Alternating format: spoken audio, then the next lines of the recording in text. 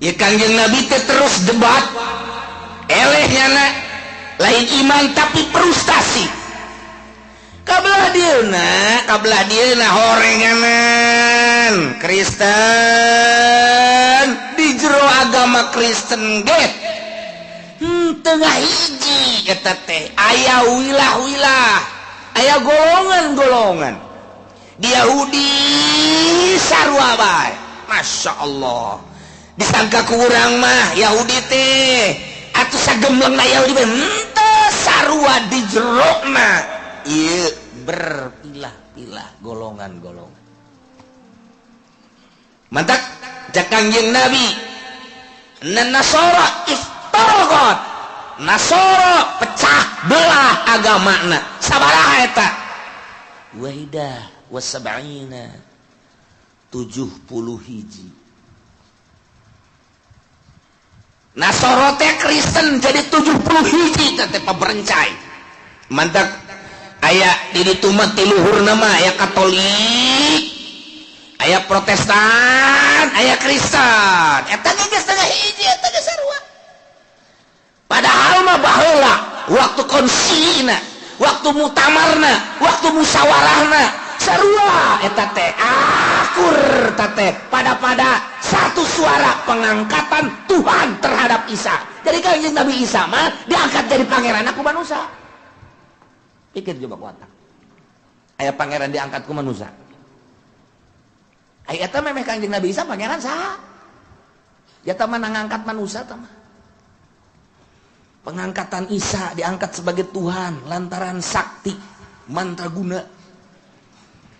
Jelema pecak tiup cager, jelema lampang usap cager, jelema paeh diudangkeun deui, hirup deui, jelema deuk sakarat di kitu henteu jadi sakaratna. Oh, ieu mah pangeran jelema kos kieu mah. Dinobatkeun lah bahwa Isa pangeran. Akur kabelah dieuna. Iya, aya Katolik Ortodok, pecah dua. Kristen, Protestan, kabelah dieuna ambalaya loba. Mual salah Kangjeng Nabi jadilah 70 hiji Yahudi iftaraqat sinten isnen wasab'in 272 Yahudi sarua gawana teh pabercai di jero 72 nah wasatat tariku ummati umat kaula bakal paberencai ala salasi wala salasah wasab'in 73 urang 73 ya kulluhum pinnar illa wahidah kabeh neraka kecuali hiji ya Allah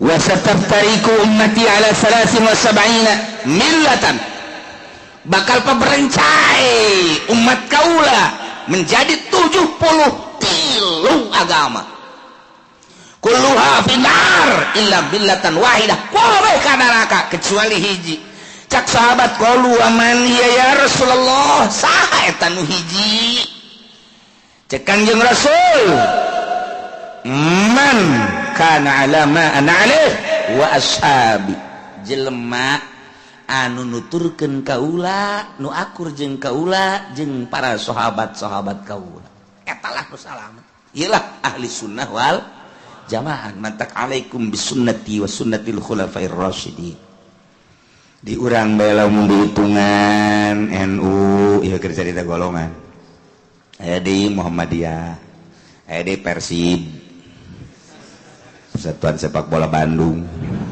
tahu kan golongan deui aya na kuari HTI aya deui Islam Jaulah aya deui Ikhwanul Muslimin aya deui Islam Pancasila Islam kajajaden dong Pancasila mah ya baca-baca aya deui Islam Pageningan aya Islam Toriko aya Islam disebutna teh Islam Nur Cahyo aya deui Islam disebutna teh Islam kitu Cirebonan teh naon ngaranna Bah Umar aya deui Islam di urang ge lamun ditu kan loba di urang anu teu kudu ka Mekah Baitullah non teu kudu munggah haji kan cukup ka Cirebon bae aya pohara aya Islam tasawuf atas nama imam mengatasnamakan Islam tasawuf, Islam thariqah dan lain-lain sebagainya. Dijieun golongan kan disebut asobiyah. Asobiyah teh ya iketan-iketan.